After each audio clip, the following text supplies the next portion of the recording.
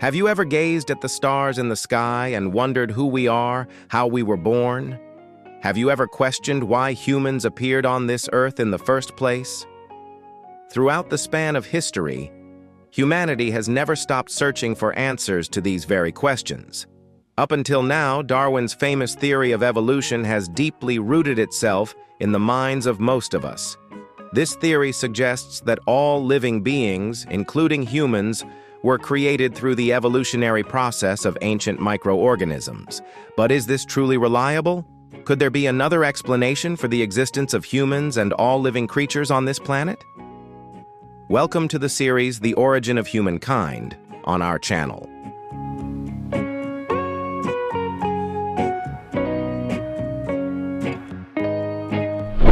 Episode 1. The Mythology of the Hua-Xia People. Dr. Austrain, a Nobel Prize winner in medicine and biology for his research on the antibiotic penicillin, once said, "I truly believe in fairy tales more than I believe in the baseless assumptions of the theory of evolution." For many years, I have said that speculations about the origin of life cannot lead to any useful results, because even the simplest biological system is already far too complex to be understood by the extremely basic level of chemistry that scientists have used in an attempt to explain the unexplainable, something that happened billions of years ago. According to a 2001 survey on the origin and development of humankind, 1,000 Americans were asked to choose the viewpoint that most closely matched their own regarding the origin of human beings. The results were surprising and thought-provoking. 45% of those surveyed believed that God created modern humanity about 10,000 years ago. 37% believed that humans were formed a long time ago through millions of years of evolution, but that this evolutionary process was guided by God. Only 12% believed that we humans are entirely the product of natural evolution, as Darwin once stated.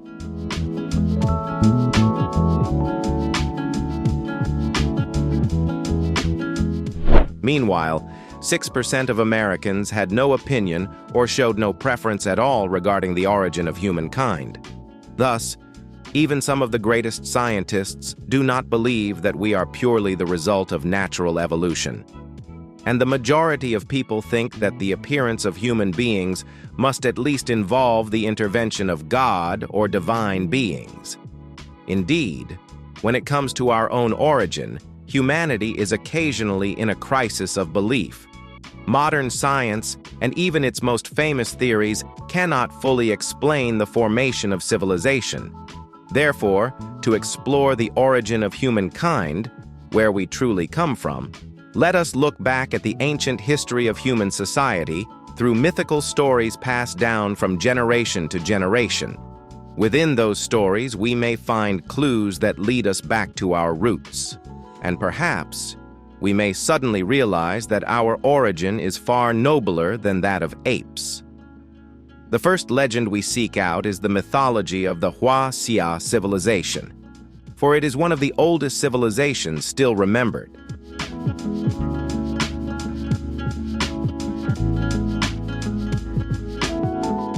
Furthermore, the Chinese have a strong sense of preserving cultural and historical values for future generations. These stories are passed down from generation to generation, which is why there is little change in Eastern mythology.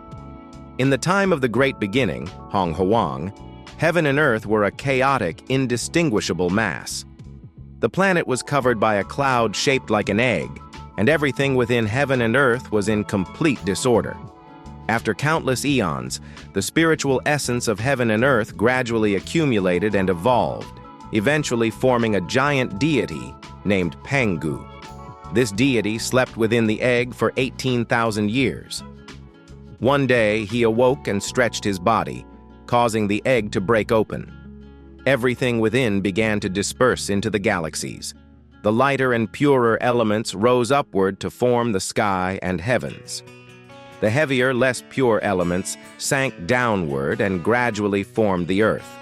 From that moment on, heaven and earth became distinctly separated.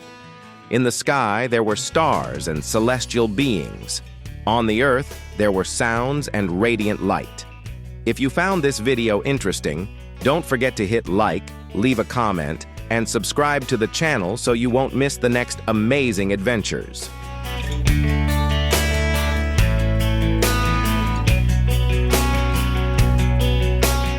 After another 18,000 years, Pangu continued to grow. His head pushed up the sky and his feet stood on the earth, a giant unmatched by anyone. At this point, heaven and earth had separated by 30,000 li. But by then, Pangu's strength had gradually faded, and he could no longer stand. His enormous body collapsed to the ground. His left eye turned into the blazing red sun, and his right eye became the bright white moon. His final breath became wind and clouds, and his last voice turned into thunder. His hair and beard transformed into twinkling stars. His head and hands became the four corners of the earth and tall mountains. His blood became rivers and streams, and his veins turned into roads. His muscles became fertile lands, and his skin and hair became trees, plants, and flowers. His teeth and bones became gold, silver, copper, iron, and precious stones. His sweat turned into rain and morning dew. From that moment on, the world began. That is how the universe and the earth came into existence. This was a beautiful and peaceful place. Beings from other planets, both good and evil, began to arrive, reproduce, and settle here, turning Earth into their home. Therefore, Earth is also called Pangu's realm, in remembrance of the great God who separated heaven and earth and opened up this world.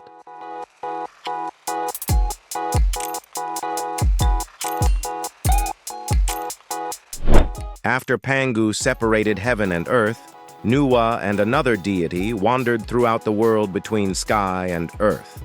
At that time, the land already had mountains, rivers, and vegetation, along with a wide array of animals and birds.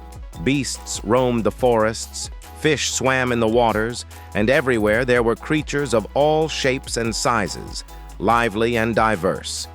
Many of these creatures had forms resembling Nuwa, except she molded them with legs to go along with their arms, rather than the dragon tail she herself possessed. The first clay people gradually took on lifelike forms. Then, Nuwa breathed divine essence into these small, beautiful clay beings. They were immediately infused with strength and became tiny creatures capable of standing upright, walking, speaking, laughing, thinking, and being clever. Nuwa named this new species she created humans. From that moment, human beings appeared on Earth. After that, Nuwa infused some of them with yang energy, turning them into men. The others she infused with yin energy, and they became women.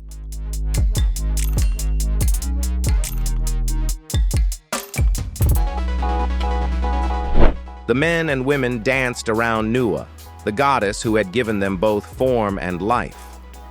Their dancing and cheering made the land suddenly become vibrant, full of life and joy. Nuwa wished for humankind to spread out across the surface of the earth, but by then she was tired and worked more slowly than before.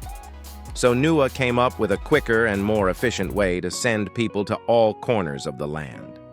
She picked up a straw rope and dipped it into the bottom of a lake, stirring the mud until the end of the rope was covered with it. Then she flung it into the air, and the clumps of mud scattered everywhere. Those muddy clumps turned into little people. In this way, she created humans and helped them spread all over the surface of the earth. Even though she had already created humankind, Nuwa still wanted to find a way for people to live well. Sooner or later, people would die. And if every time they died she had to remake them, it would be troublesome. So Nuwa came up with a solution. Let men and women pair up. They would bear children and take on the duty and responsibility of raising them, creating the next generation. From then on, humankind began to multiply and flourish.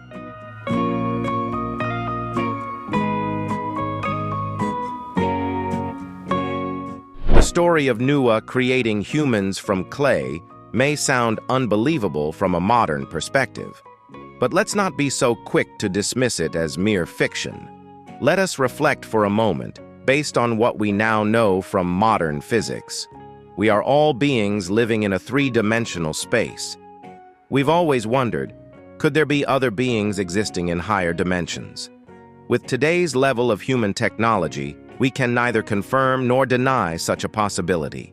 However, if beings in higher dimensional spaces do exist, then to us, they would appear as all-powerful entities. They could travel anywhere within our space-time and do things that are beyond our imagination. Could it be that the gods and enlightened beings mentioned in ancient legends, like Nuwa and Pangu, were actually beings from these higher dimensions? Today, with the rapid advancement of modern China, more and more scientists are beginning to believe in the possibility of time-space tunnels and interdimensional travel. If you found this video interesting, don't forget to hit like, leave a comment, and subscribe to the channel so you won't miss the next amazing adventures.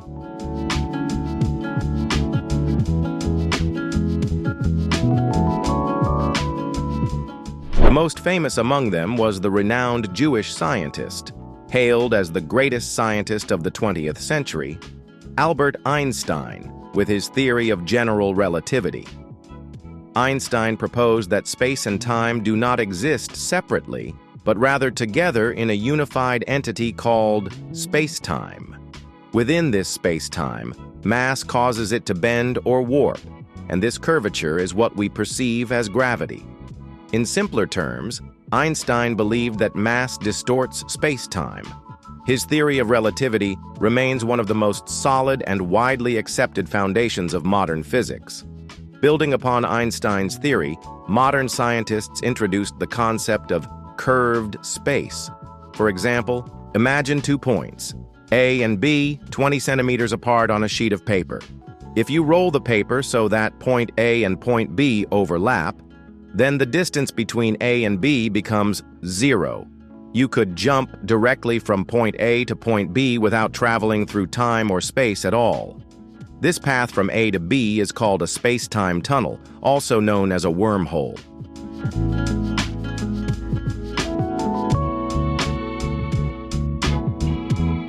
Considering space-time dimensions, the world we humans live in exists in 3 spatial dimensions: space and time. In the overall structure of space-time, there are 4 dimensions. So the question now is, do space-time dimensions beyond the 4 we live in actually exist? Interestingly, the answer is yes. One of the most advanced theories known today that explains the existence and motion of all things in the universe is string theory. String theory suggests that our universe has at least 11 spatial dimensions, which means there are many dimensions that humans cannot perceive.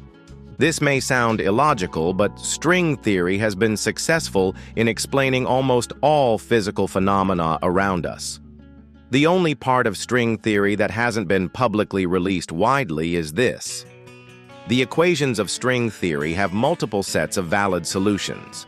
This means there are many different ways to create a universe, or it could also mean many different universes coexist, with each universe matching a different solution set of string theory.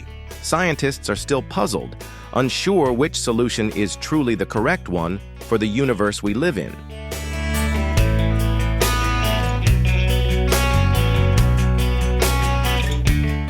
Beings in lower space-time dimensions cannot be aware of the existence of higher space and time dimensions because they are limited by the space-time dimension they currently live in. Their structure of thought is constrained by it, which prevents them from making contact with or having any way to perceive or understand the forms of existence in higher space-time dimensions. On the contrary, creatures from higher space-time dimensions can enter or leave spaces with lower dimensions. Let's take an example to make this easier to understand. If we place a leaf on the surface of water in a 3-dimensional space, the leaf enters a 2-dimensional space, the surface of the water. That is, in the 2-dimensional space of the water's surface, the leaf suddenly appears. Then we, existing in 3 dimensions, take the leaf away. In the two-dimensional space, the leaf suddenly disappears without leaving any trace. Similarly, if those whom we consider deities or divine beings exist in higher space-time dimensions than ours, then the fact that we see them appear out of nowhere and vanish into thin air without a trace becomes understandable.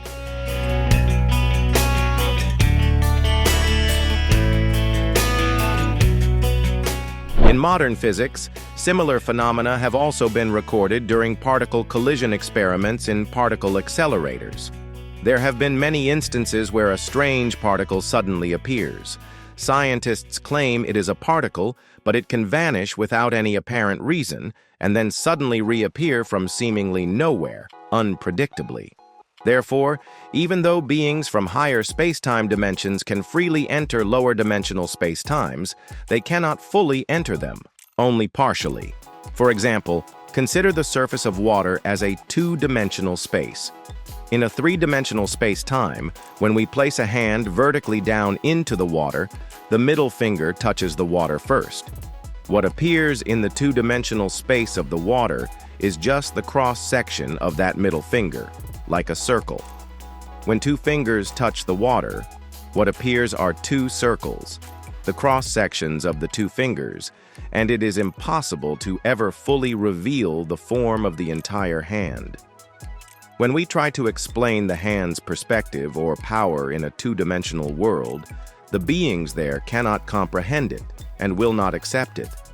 Because such concepts cannot be formed in their thinking or perception, they lack an additional spatial dimension.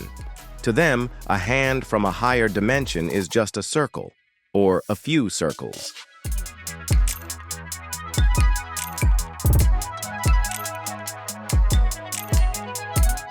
This is like the story of blind men touching an elephant, each thinking the elephant is a pillar or a broom. This interpretation is correct within their level and spatial dimension, because that is how the elephant appears in this lower dimensional perspective. But to those in a higher dimension, such conclusions seem ridiculous. Thus, the three-dimensional space-time we humans inhabit is actually the outermost and lowest level of the space-time system. Just like under the divine brush, the gods say that our space and time are nothing more than mud and dirt. Therefore, when it's said that man was created from mud, it likely means that humans were created from the matter of our three-dimensional space-time, not literal mud and dirt. This seems to be a misunderstanding caused by the different internal meanings of various space-time dimensions. The Bible says, God created man from the dust of the earth. According to Eastern legends, Noah created humans from clay. In ancient Greek mythology, Prometheus also used clay to form mankind. If you found this video interesting, don't forget to hit like, leave a comment, and subscribe to the channel so you won't miss the next amazing adventures.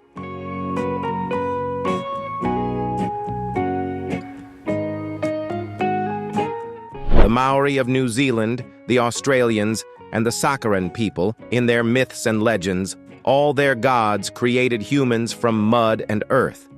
In the legends of nearly every ancient civilization around the world, their gods created mankind from mud.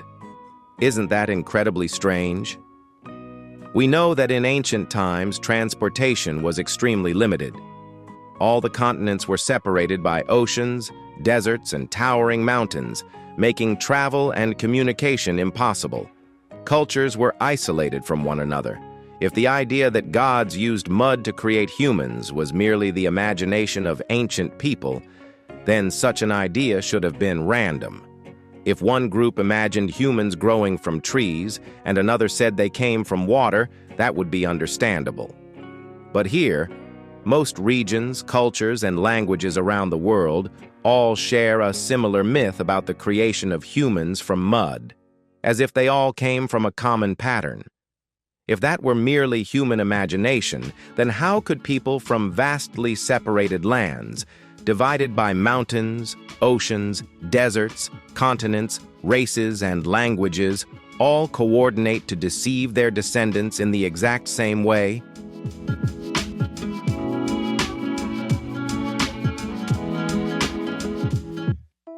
Who could possibly be behind such a grand deception? The three-dimensional world we live in, and everything within this space-time, is composed of molecules. That's why our three-dimensional space-time is often referred to as molecular space-time. When the gods said humans were created from mud, could it actually mean that humans were made from the matter and molecules of our three-dimensional world? This space-time of ours lies beneath the feet of the gods. So perhaps from the perspective and language of higher dimensional beings, everything in our reality is simply mud and dirt. Ancient tales passed down for thousands of years are always dismissed by modern humans as myths or fantasies. But what if we're the ones who are lost, denying our own true origins? Could it be that humanity today is repeating the same tragic mistakes of ancient races that once ruled this earth, like the Atlanteans, Lemurians, or Anunnaki?